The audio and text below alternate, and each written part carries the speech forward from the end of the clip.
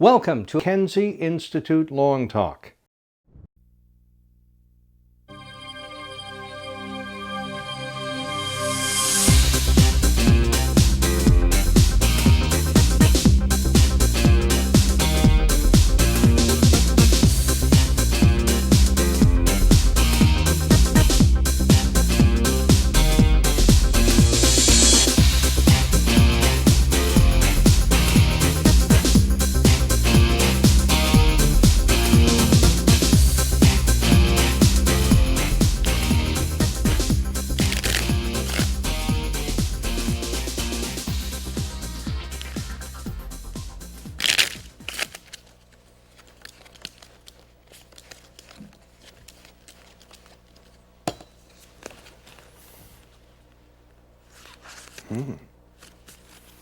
I'm good.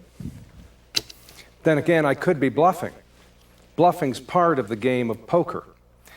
Many people think it's also part of the game of negotiation, and that's what I want to talk about tonight. The game of negotiation, conflict resolution, and dispute resolution. Many people think that concealing information from someone is acceptable in negotiation. Even failure to correct a misimpression is considered appropriate by some people. Silence, even though you know your negotiating partner is under a misimpression, is okay for some people. Some people think white lies are okay. Others don't think there's any such thing as a white lie. Surely all of us agree that outright lying in a negotiation is not appropriate. Some value time so much they will pay a little extra so as to not waste their time shopping. Others value their money so much they'll drive all over town trying to get the best deal. What about truth as a tactic? You know, going on the internet and finding all the information about a good or a service and saying, there you are, that's the price, it's fair, no negotiation is possible. Is all really fair in love and war and negotiation? That's what I want to talk about today. My name is Allan Bonner, and I want to talk about negotiation, mediation, and dispute resolution. Many people think, well, those are things that only happen in large corporations or the UN or somewhere, but in fact, we all do all those things every day. You are the chair of the negotiating committee in your life. Whether you go to a movie or dinner is the subject of negotiation. Coming here to watch the taping of this TV program was probably a negotiation with someone. If you borrow the car, if you lend the car, that's a negotiation. And when you hear a conversation beginning, but you said, that's a dispute brewing, and you need skills to get through it. All these opportunities in our daily lives are ways that we can decide who we are as people. What kind of a person are you? Do you like looking at yourself in the mirror after you've used that technique in a negotiation? You know, when you're shaving and putting on makeup? What about the videotape test? If you were videotaped at work conducting your negotiations and that were shown to your family and friends, do you have alternatives to your favorite tactic that you're a little unsure of?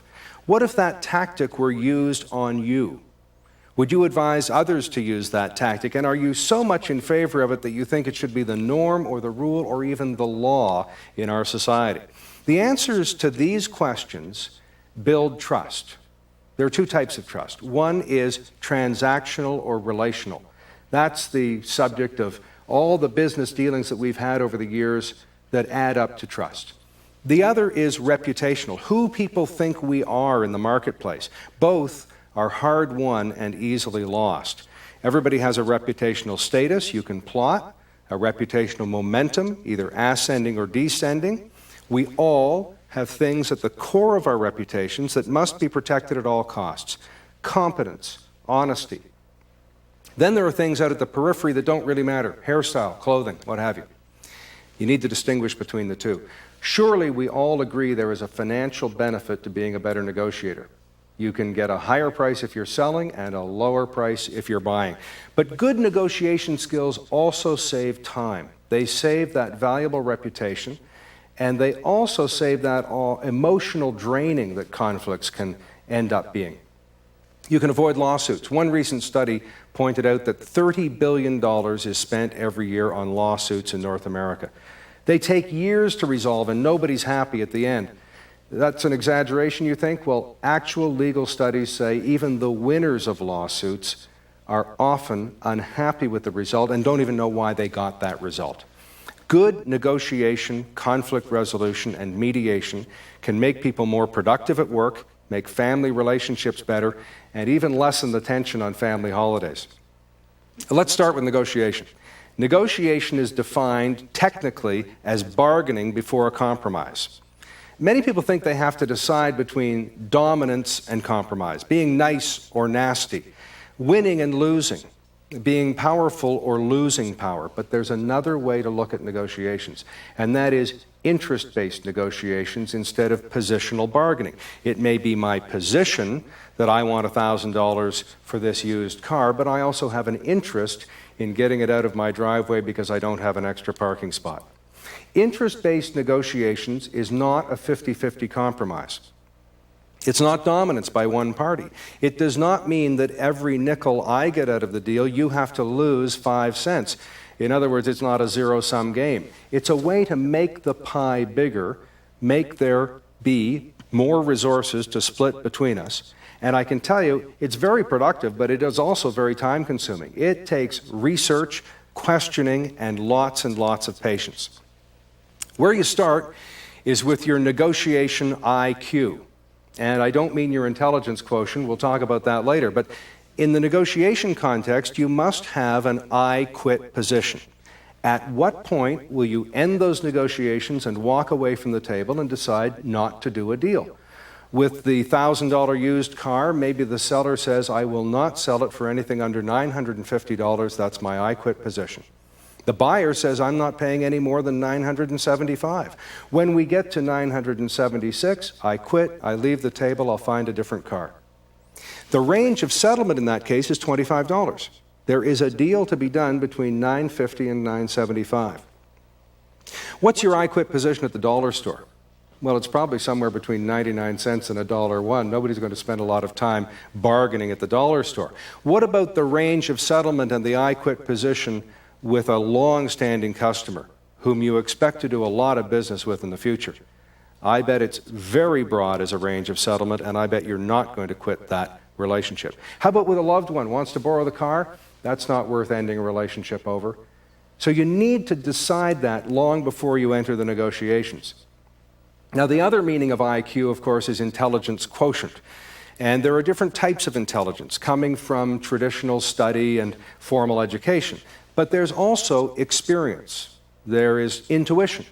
Some people have a kinesthetic, full body knowledge of something. We all know people with a spiritual understanding or a creativity that leads to knowledge. Well, you need to decide how you learn and understand in life and how your negotiating partner does as well to achieve optimum results. Notice I say negotiating partner. It's not an adversary, because that other person is someone with whom you can achieve more results through exploring interests. Soon I'm going to tell you how to make 26 people happy in a two-party negotiation. But first, what's a mediator? If I'm mediating a two-party dispute, I am involved in what's called technically assisted negotiations. I bring parties together so that they can negotiate a deal that they are happy with. I have no authority. I might be a wise elder, a neutral, a fact finder, but not an arbitrator who makes a ruling. Different mediator types. There are facilitative mediators who like just to get people together and get things done. There are transformative mediators who like, especially in family law, to get the people thinking differently about themselves, their loved ones, and their disputes. There are evaluative mediators, getting pretty close to arbitration. They come from the law, social science, business, and wise elders. I like to think of my mediation practice as being a coach or a helper to parties who are in dispute, sometimes just one of the parties. So there I give the two parties to this dispute 50% of the available resources. You would think they would be happy.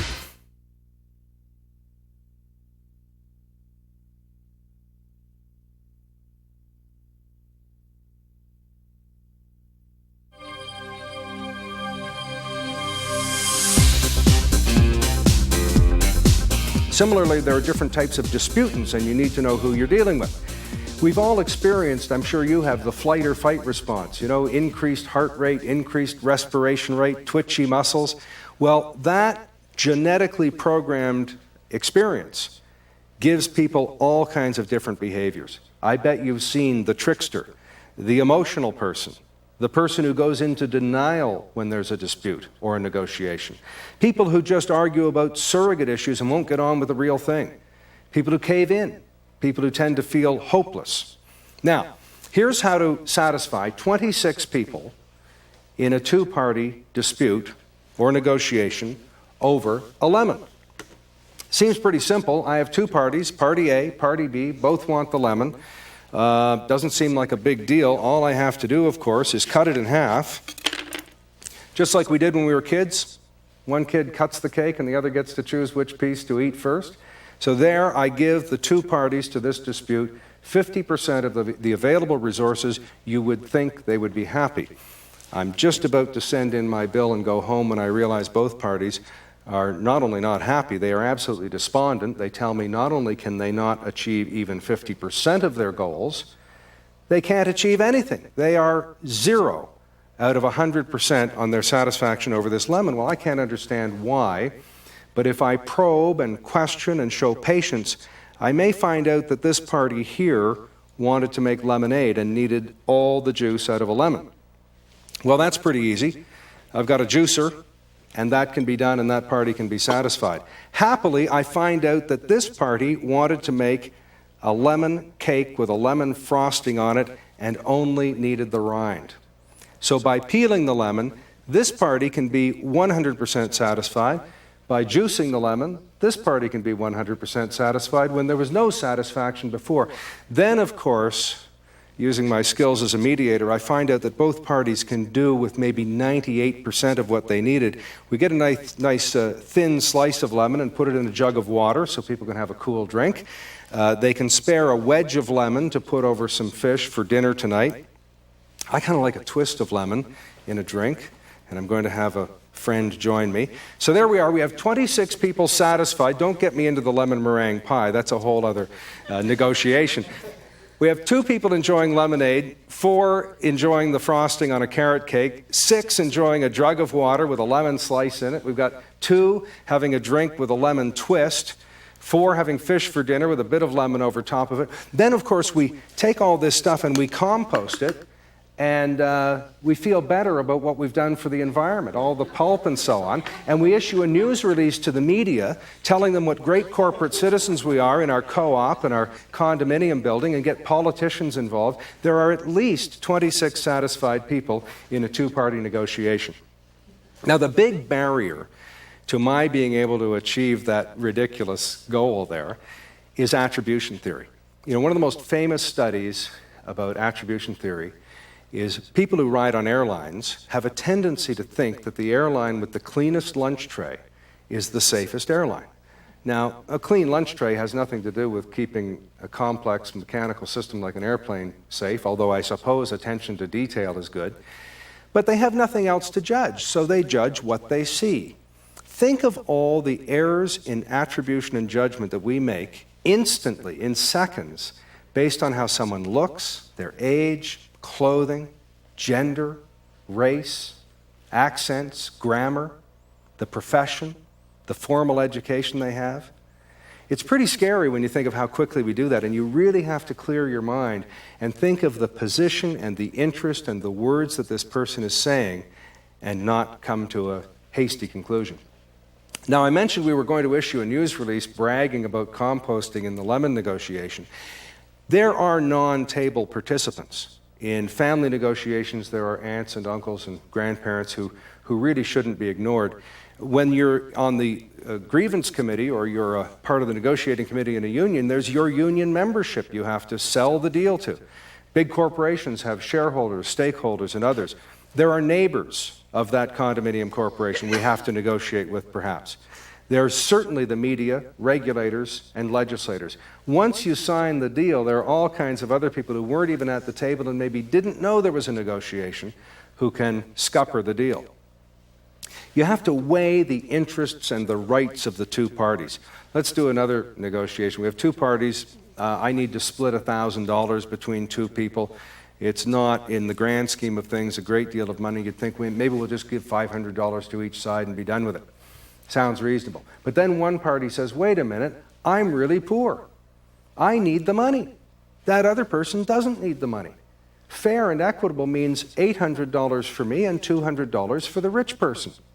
Well, that seems to have merit. But then the rich person says, well, wait a minute, I'm in a 50% tax bracket. Every dollar you give to me is really only worth 50 cents. The poor person gets 100 cents on the dollar. So I've done the calculations. This is probably an accountant, of course. I need $666.66, and the poor person should get $333.33, because once you take 50% away from me, I will have exactly the same amount as the poor person. That's what's fair. And you wonder where the other penny went. That either goes to the mediator or the government. But then you might have someone petition you and say, well, wait a minute, it's really all about the use the money is going to be put that is really the subject of this negotiation. I'm going to go to night school, I'm going to give some to charity, I'm going to make myself a better person. I know this other party is going to go out to dinner and wine and dine and waste the money. Are any of these things relevant when you're a mediator, when you're trying to split $1,000? Well, sure they are, and a lot of other things are relevant too. Here's a way to look at that. Iceberg interests. You know the cliche about the iceberg that is actually true in physics. About 10 to 15% is floating above the surface. Those are the issues at hand. Those are the positions that people take. They are the obvious things. I want a lemon. I want to buy a used car. But underneath the surface is the procedures, the processes, the relationships, and the rights that people have, all of which need to be explored.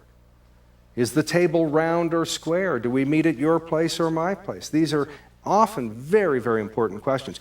Way down deep below that is the psychology, the values, the emotions, and the interests that people have. And an effective mediator or negotiator has to come up for air every now and then.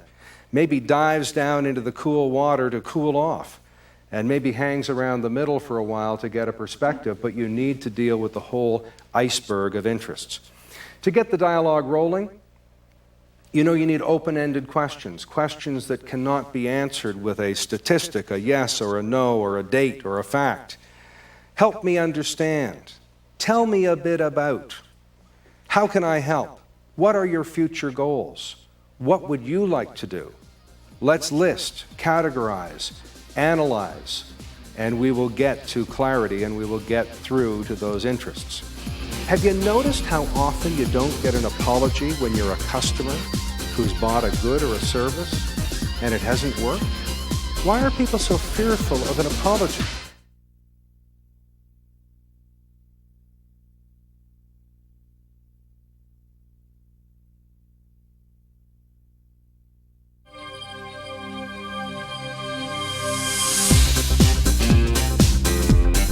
Don't fall into the negotiation traps.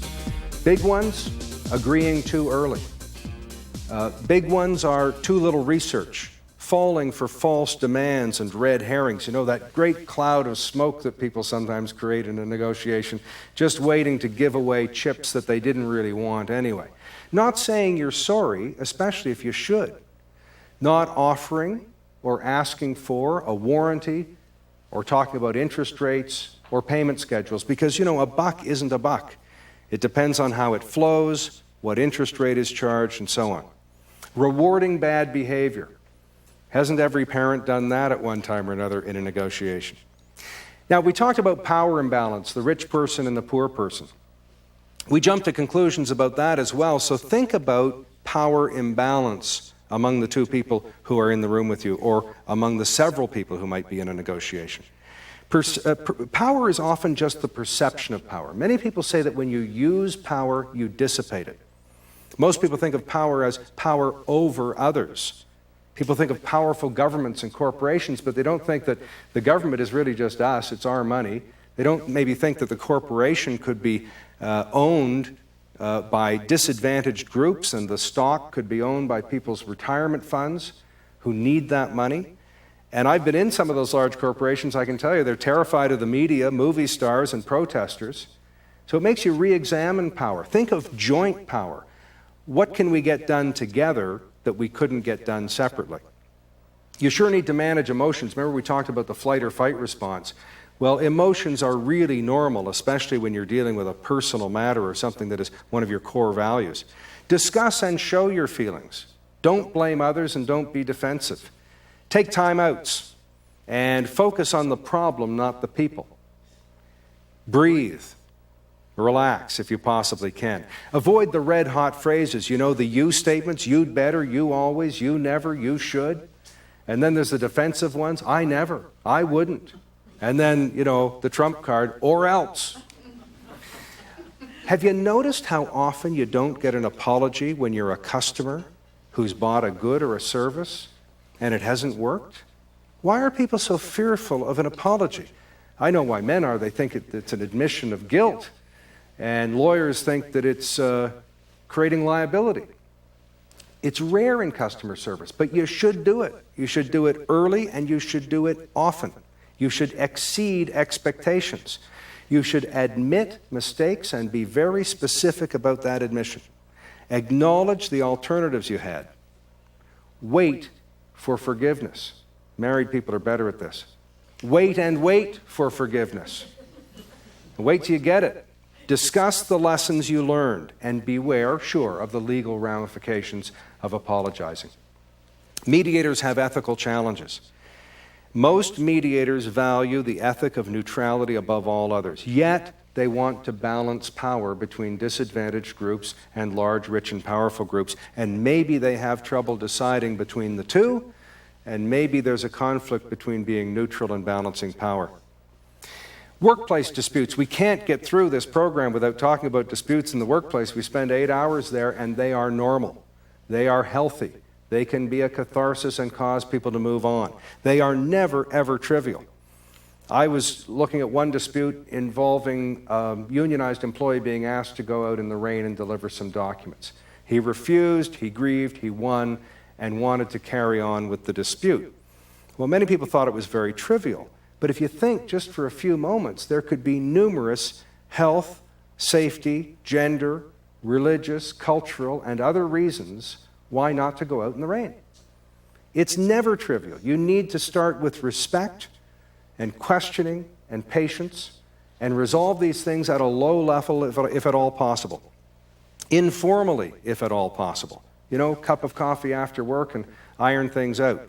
There need to be loop-back procedures. In most workplaces, the dispute can escalate, becoming a legal matter, a formal grievance procedure, and so on. If you can loop back to the cup of coffee, you're in better shape.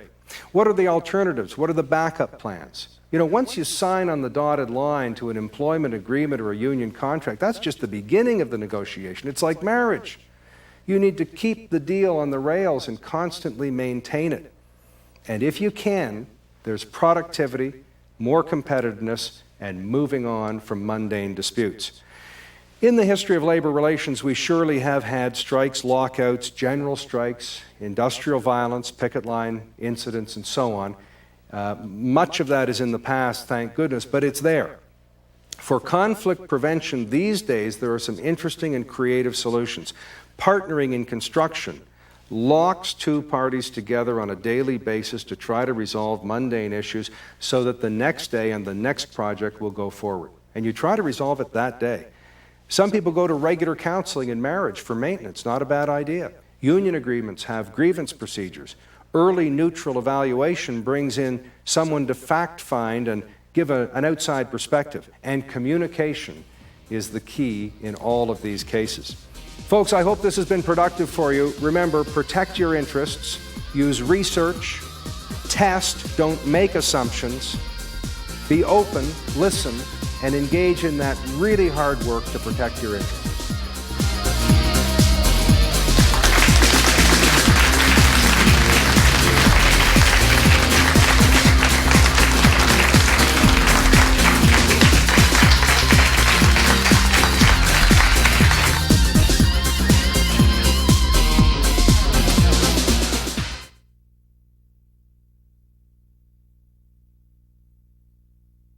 Any views expressed here are not necessarily those of the Mackenzie Institute, its speakers, sponsors, or supporters. But the Institute is dedicated to fostering public discussion, debate, and education about security matters. Google the Mackenzie Institute to join the discussion. The Mackenzie Institute is grateful to its sponsors and supporters.